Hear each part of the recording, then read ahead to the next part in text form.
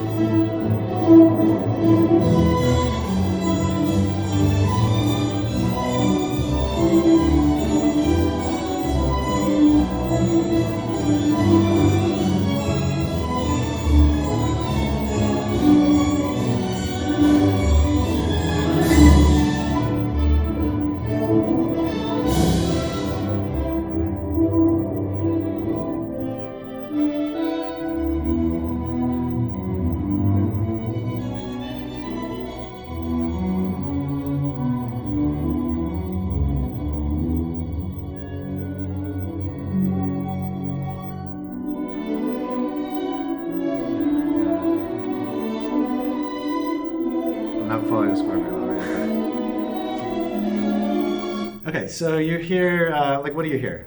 What does it sound like? It feels very energetic. Very energetic. Good. Yes. Yeah, and theatrical. And theatrical, yeah.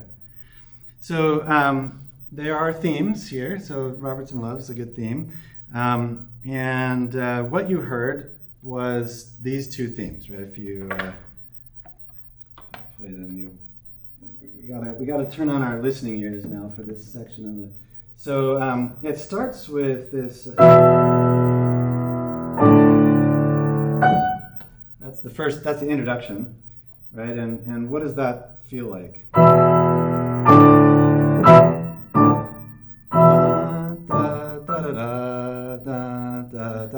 Like that's what the Kansas City Chiefs, right, at their games. It sounds like that, right? And the main theme is. Any idea what that scale is? Like, what scale is that? What does it sound like? Yeah. Pentatonic scale, yes. Why might a composer choose to use a pentatonic scale if they are portraying this idea of the puppet show? Yeah. It's theatrical, okay. It's kind of guileless, right? Guileless, yeah. Simple, childlike, right? The pentatonic scale is the the basis of all music in the world, and it has this sort of this elemental aspect to it. And I think that so right away you can see that Robertson's take on the Punch and Judy theme is going to be quite a bit different than Schoenberg's take on Pierrot Lunaire. He's looking at it from the childlike perspective, I think, right? And it's kind of a piece about adventure, it seems, right? Okay, so that's the main theme. And you'll hear that theme many times through the course of the piece. After you hear that theme, then a new theme comes in, right? Which was in the low strings. Remember that?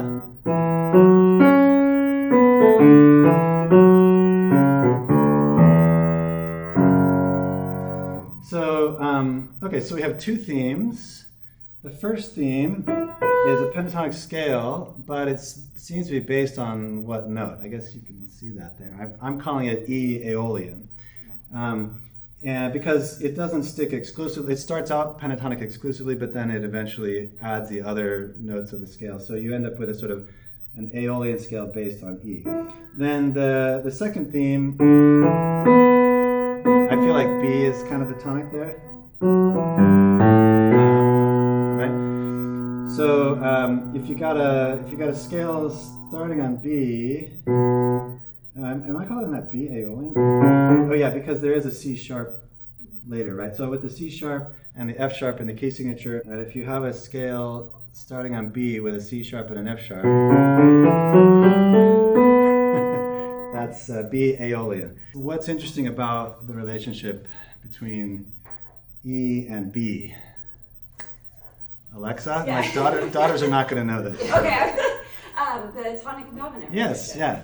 So B is the dominant of E, and obviously this piece is not tonal in the traditional sense or the more classical sense.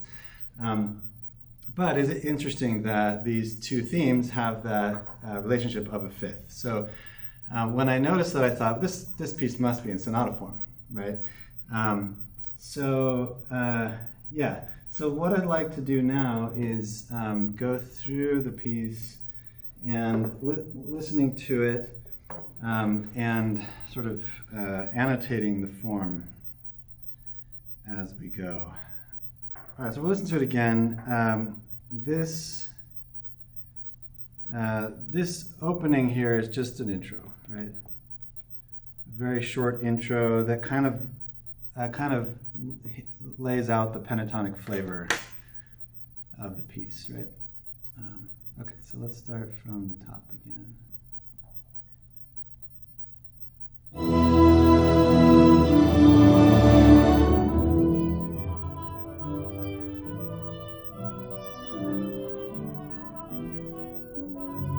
Okay, so that's your primary theme, and I like to call that P1. P1. There's a primary theme, and that's the first one. Is there going to be a second primary theme? Well, no, but this is the way I do it in my classes. So we're going to call that P1, and that theme starts in the oboe, and then the flute joins later, and then it gets passed to the strings, and we hear it a number of times, and it's developed in various ways.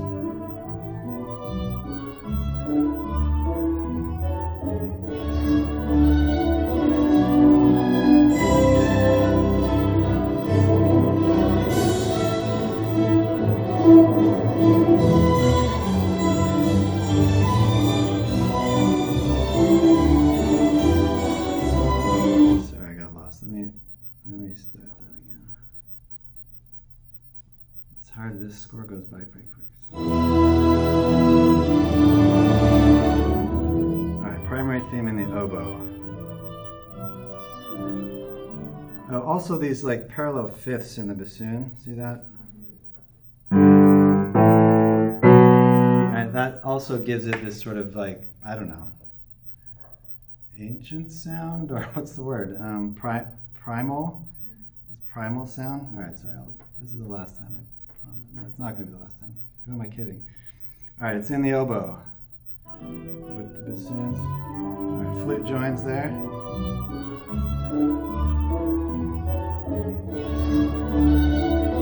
All the winds.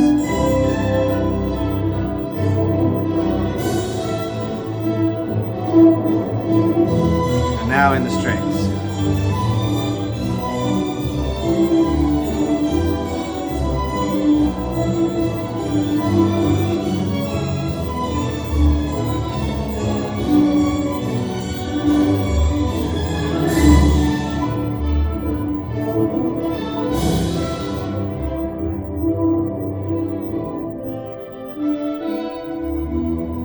And there's the second theme, right? In the cellos. And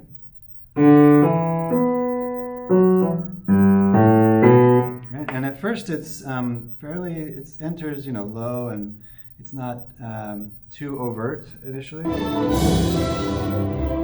Very adventurous first theme, right? There it is.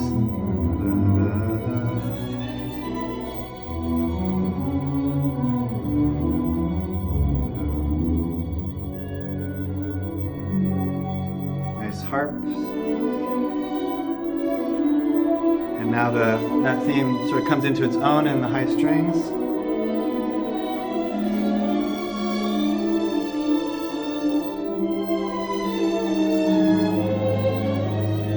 becomes sort of schmaltzy and romantic sounding there, right?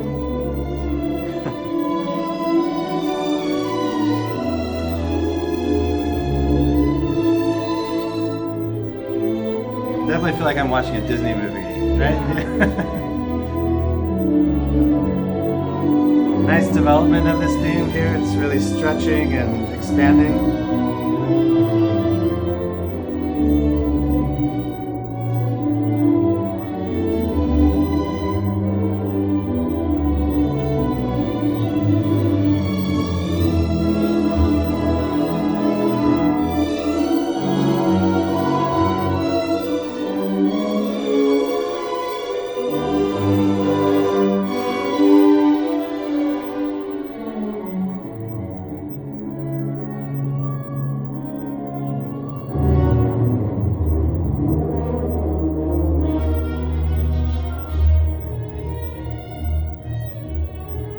Okay, so what's happening now?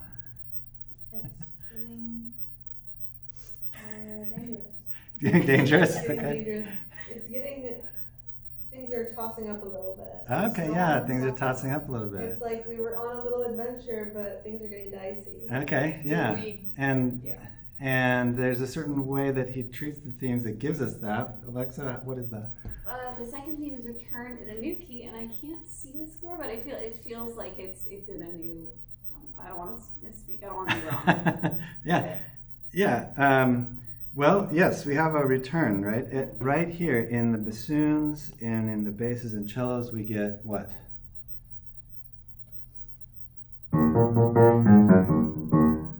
The primary theme again. Yeah.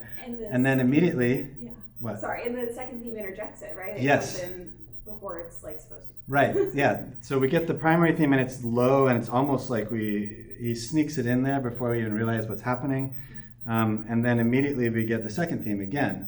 So when you're saying it's getting dicey, he achieves that effect by dicing.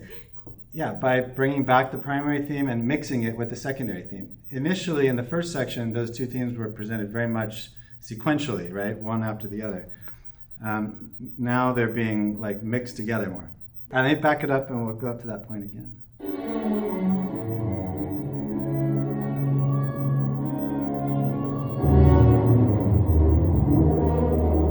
And the horns, trumpets, and then the second theme in the strings. Horns again, trumpets again, second theme again. And it's kind of modulating quickly from one key to another, or from one tonal center to another quickly. So that means that this section must be a development section. Yeah. And development sections are dicey. Yeah. Right? You feel that, right? Even if you don't know anything about sonata form, you feel that sense of, things are kind of tumultuous, right? Yeah. So that's exactly what's going on here. It's got a development section going on. In a classical sonata form, you have an exposition where you present the two main themes, and the first theme is in the tonic and the second theme is in the dominant, which he kind of has an analog to that here. And then in the development section, anything can happen, right? Those themes can come back in any form and can be mixed together. And what's always happens in a classical sonata form is that the tonality is unstable. So composers like Mozart and Haydn, they're going to be modulating a lot during the development section to make it unclear what key we might be in. So we see all those techniques being used here. I'm going to just back it up and get into the development section again.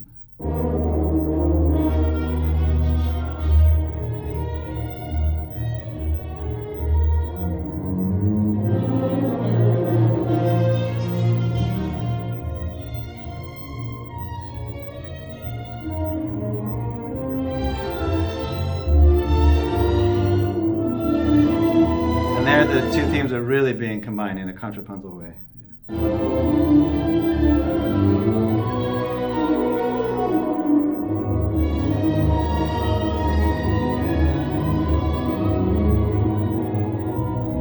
And there's a little canon.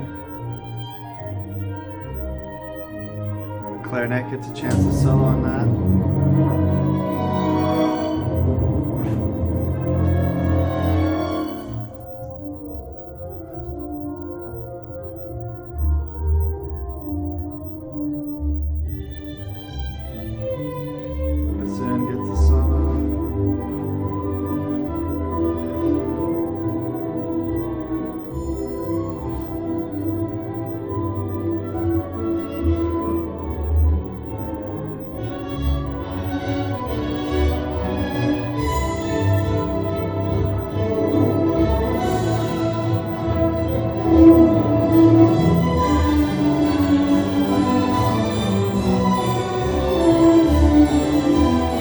Okay, so what's happening right now? It's picking up again. He's picking up again? Feels triumphant. Feels triumphant, yeah? The return of the exposition. The return of the exposition, yeah. So it maybe feels triumphant because during the development section, the theme was being sort of chopped up and superimposed, and it was unclear. But then as the theme returns, like the complete theme, and we hear it in its complete form, that feels sort of like a triumph, doesn't it? So that's a very typical sonata form kind of thing, that you have this sense of like overcoming or the sense of arrival as we hear the primary theme. And we get on page 32, we sort of get the ba ba ba ba da da. That's the the sort of climactic part of the exposition. That's the thing that kind of brings us out of the development, I think. And then we get the primary theme in the winds and with the tutti orchestra here at rehearsal 17, and it does feel like a sort of a triumph, like it's a moment of arrival. So let me just back that up, and we'll come into that again. Yeah. Sorry, would you call that like a pseudo transition material almost? Yeah. Like maybe not harmonically, Yeah. but at least thematically. Right. Yeah. This thing here. Yeah. Yeah. It's kind of a transition material, I would say. Yeah, I would agree with that. All right. So let's back it up and. So here we're still in the development section.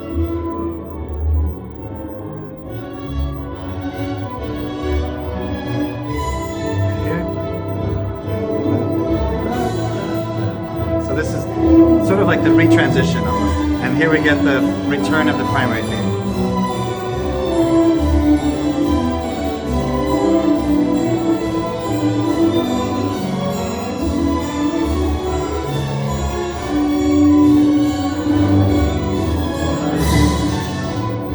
There's that, yeah, there's a little transition again.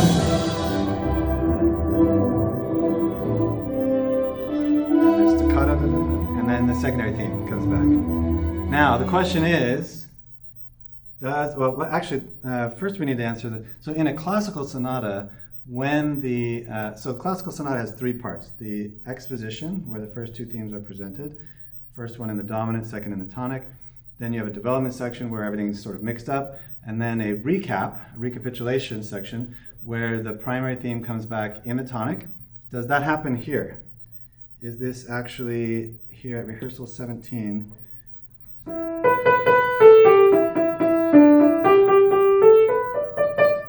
Is this the original key or the original? Yes, it is. Yep. So yes, so the primary theme comes back with the sort of the centered on E, right? Now, the question I had when I was looking at this piece is, when the second theme comes back in the recap, is it in fact also at the tonic, right? Let me just play it starting from here. Let me see if I can play through this.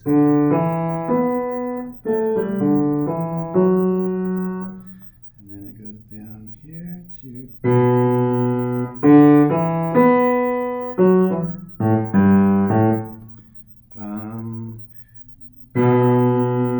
So that feels like it's centered on that note. That's the tonic of this passage, and it is in fact B. It is B. So Leroy, he learned a lot from Bloch and from Schoenberg, but he didn't learn that the secondary theme in the recap has to come back in the tonic. So we're gonna give Leroy a solid B+ on this piece. Just kidding, of course. He can do whatever he wants. He's definitely an accomplished composer. So he chose to bring back the second theme still in B, and that's okay, because this piece, while it does exhibit lots of strong aspects of sonata form, it's not a tonal piece, right? It's a modal piece. So the sonata, classical sonata form is really heavily dependent on this interplay between the tonic and the dominant, and the tonic key and the dominant key, and it's like a sonata. Classical sonata form is like a large-scale dominant to tonic tonic to dominant to tonic resolution on the macro scale, right? It takes this, this,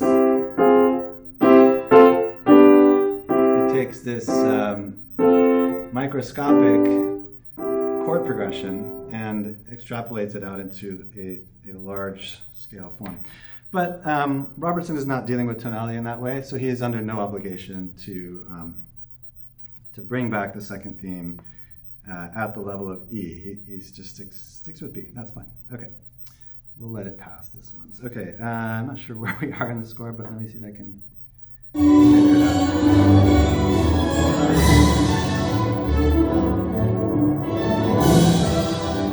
There we are. 19. So there's the second theme. It's a little bit altered from its original form.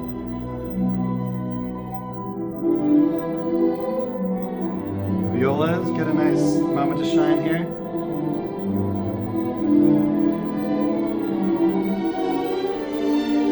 Then the violins come in. I'm sorry, those are the second violins. Those are not violas.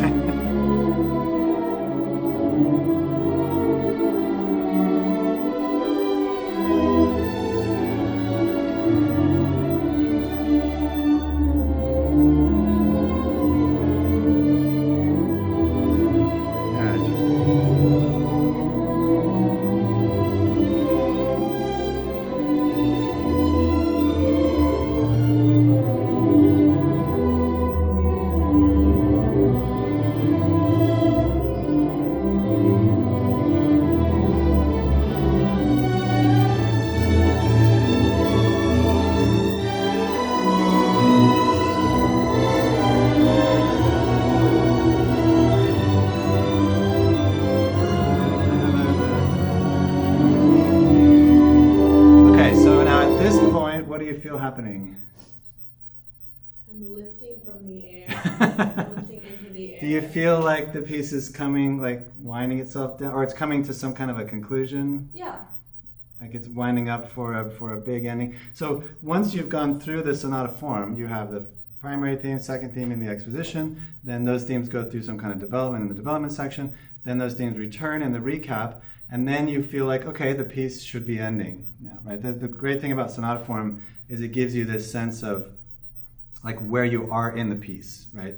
And we definitely feel at this point like the music is kind of winding up. Right?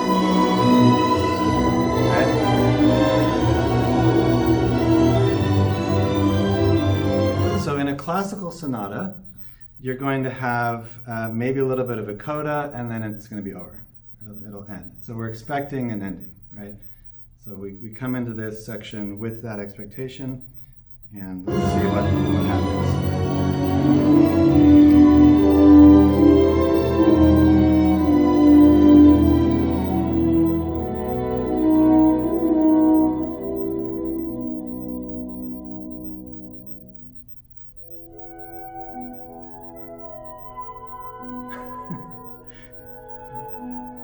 It's not ending.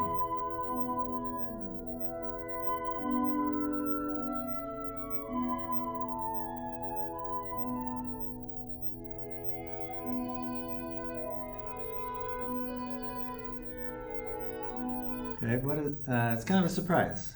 And this is the first like actual modulation in the piece, right, where it goes from 1 sharp to 4 sharps. And what does it sound like? Like a little stream. Peaceful, a little stream. A calm waltz. Calm waltz, yeah, good.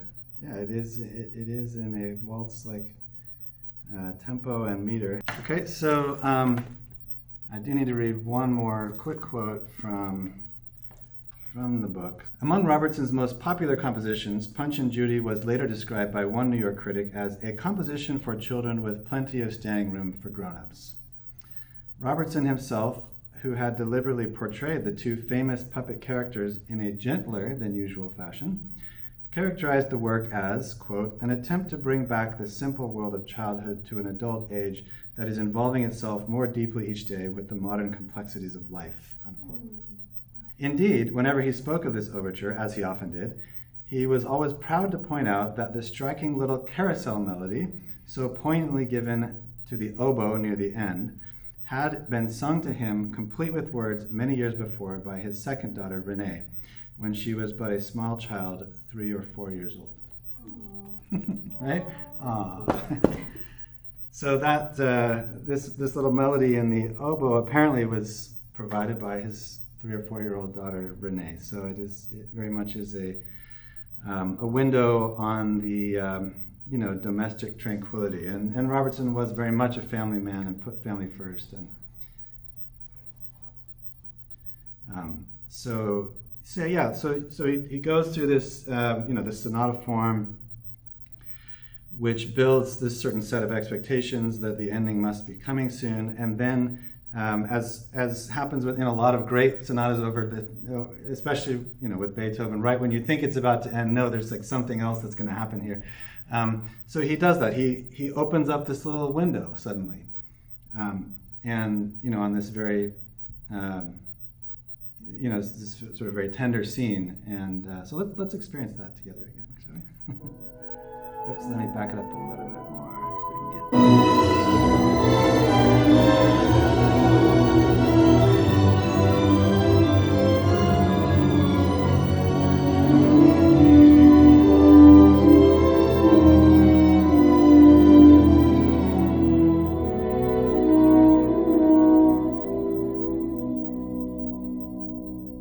carousel melody, you can call it.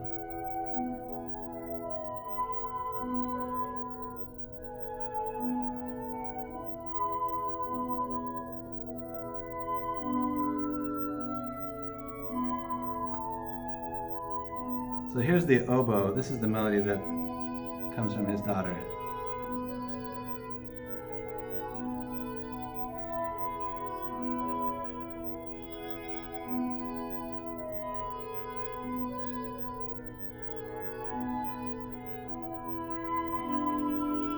And a very simple tune that a 4-year-old could sing.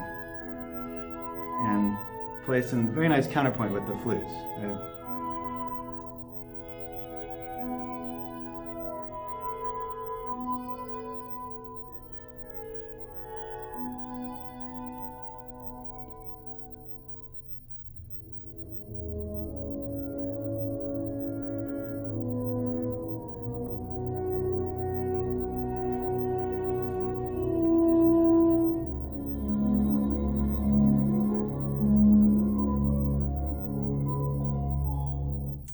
And this is a beautiful moment, actually, right here, with the horn playing this beautiful melody, actually. And I don't know. I have no basis for saying this, but I kind of think of this as, Leroy himself enjoying this moment.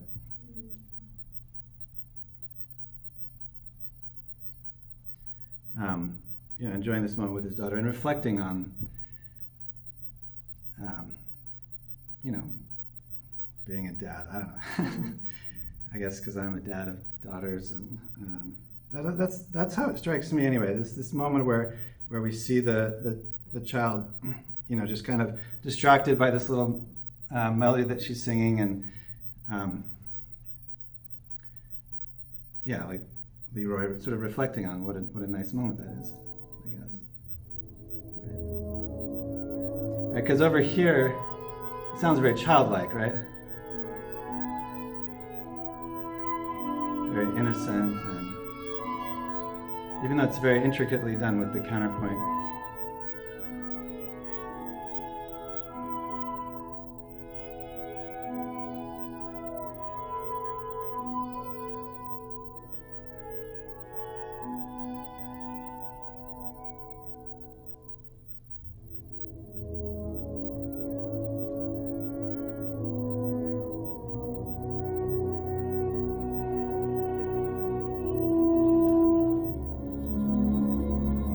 It doesn't get too serious, right? The harps sort of bring back the light mood.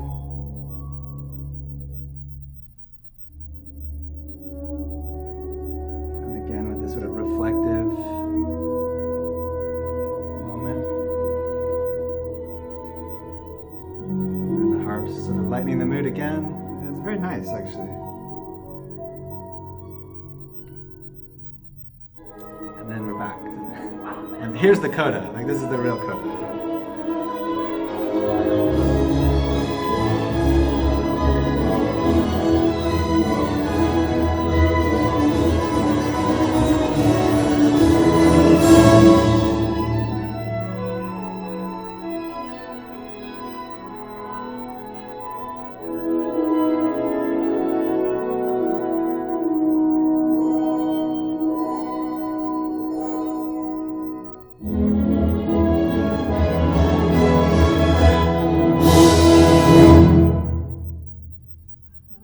And it's over. That's nice. It's nice, right? Yeah. It's a nice piece, actually. It actually is a nice piece. So, it's a world away from finstere, schwarze Riesenfalte, Totenden der Sonne Glanz. Right? But it's not without depth.